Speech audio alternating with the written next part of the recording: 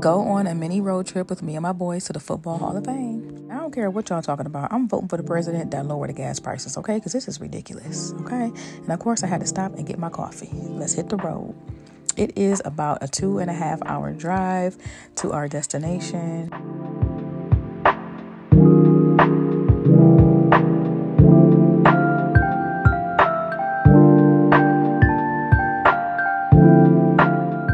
Listen to a couple podcasts, and of course I listen to some worship. If you ain't never had a car worship experience, baby, I don't know what to tell you. Then we finally made it. Now, our trip was sponsored by the Gary Sinise Foundation, which is a foundation that supports the families of those who lost loved ones in the military or first responders. I am not a football fan at all, so I did not expect to have as much fun as I did.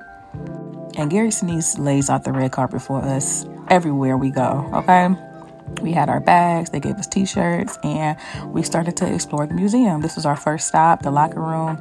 Y'all, we loved this locker room experience. They played like a nice 3D holographic video. The boys were so intrigued. We headed to another area where the boys were allowed to see some of their favorite players and their jerseys, their shoes, their helmets. And then we started the scavenger hunt, which basically just asked us questions about the history of the game, and they were scattered all around the museum.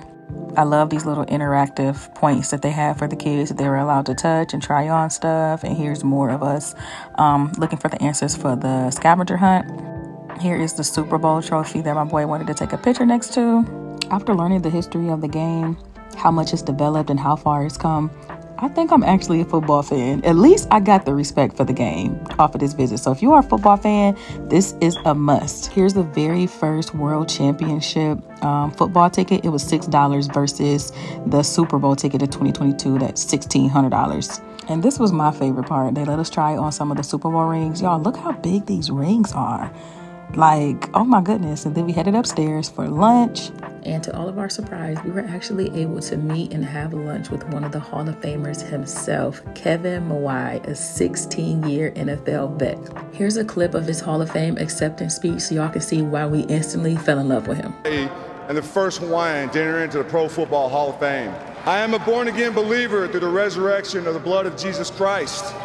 I proudly and humbly recognize that without God's grace and his blessings, I would not be here tonight. Before I even looked up to see who he really was, I instantly saw the light of God shining through this man. Whatever you do with all of your heart, you're doing it for the Lord, not for man. Yeah. What if I say getting pictures of you? All right. Take care, buddy. All right, bud. Nice meeting you. We were not expecting all this just from the museum, y'all. We did not expect to leave with an NFL official game ball autographed by an actual Hall of Famer. Connecting with other families who have experienced the same losses that we have, and now having a newfound love for the game of football, Gary Sinise has done it again. No matter where you are in the U.S., you need to make your way to Canton, Ohio to visit the Football Hall of Fame. Bye.